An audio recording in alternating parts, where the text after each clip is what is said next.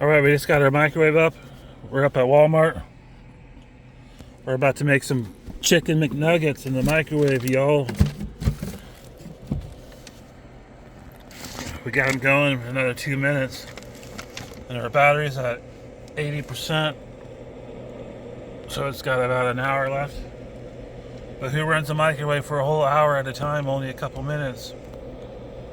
So this can last like a few days. You got the Gold Zero Yeti.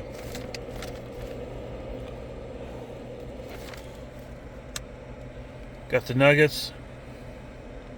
No fast food at all, you guys. We're just getting nuggets. And we got frozen breakfast sandwiches. We used to get tacos all the time.